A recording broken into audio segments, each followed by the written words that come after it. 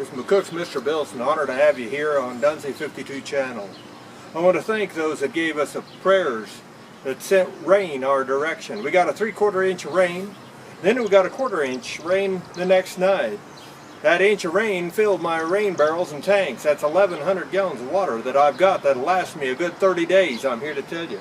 In the garden that I've got left, there's a good chance I get some fair production out of it yet. With a little bit of help, I thank you.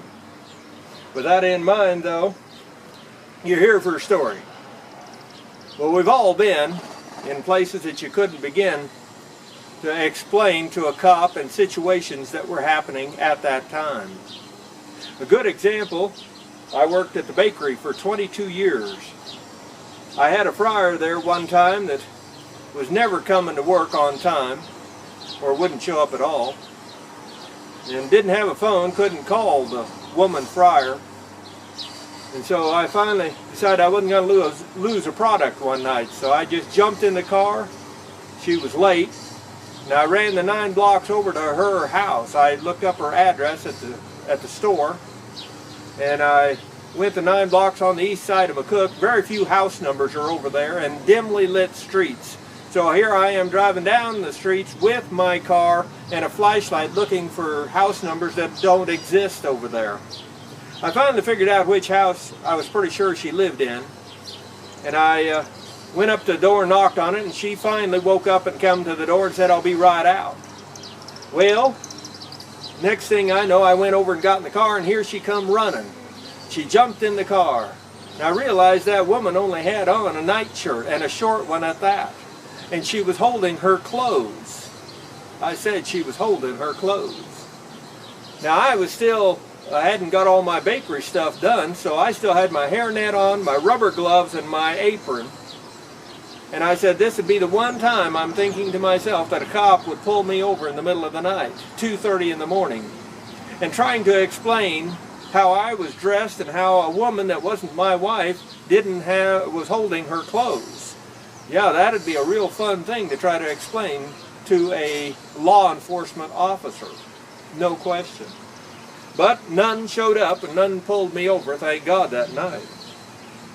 Or the time my relatives decided that I should haul my wife's 90-year-old aunt to the holidays, I think it was Thanksgiving, drive her 50 miles over to there. So I went over to the apartment to pick her up, and as I walked in, she handed me her purse in one hand, and in the other hand she handed me her bra. I said her bra. Now I'm looking at her bra. She had her shirt on, and the only thing I could come up with intelligent to say is, shouldn't we put this bra on before we put our shirt on? And the old 90-year-old cranky lady snapped back at me, "I don't feel like wearing it right now. I'll put it on later." Okay.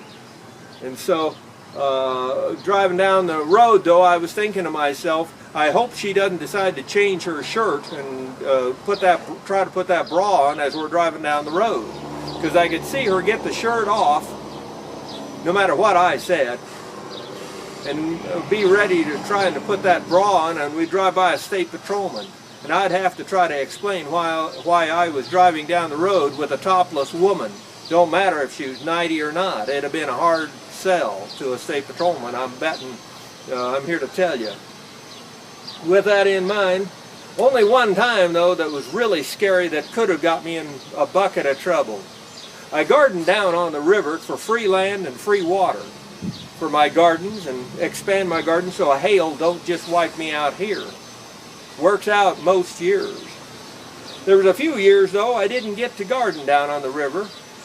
3 years my daughters asked me to be their coach at their softball team, and I did. I said yeah, but it didn't. The time didn't allow me to then go down and do any gardening.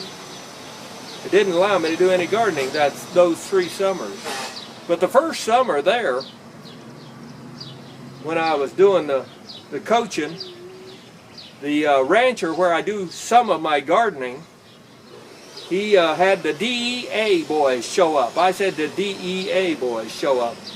And they informed him that somebody was growing a big marijuana patch, about 300 plants down there on the river, on the Republican River. Well, the old rancher said the only guy he knew of that did any gardening down there was me. They said, well, we'll catch him. So they set up a trap to catch me, or whoever. And it wasn't very long, though, that they did catch the guy that had his marijuana garden down there. I'm here to tell you. But if I would have went down there after I'd got my garden planted, and my garden was within 100 yards of his marijuana patch. It was within 100 yards. That's how close my garden area was to his. Well, I'd have been going down there with my garden hoe over my shoulder singing hi ho, off to work I go, carrying fertilizer for my garden.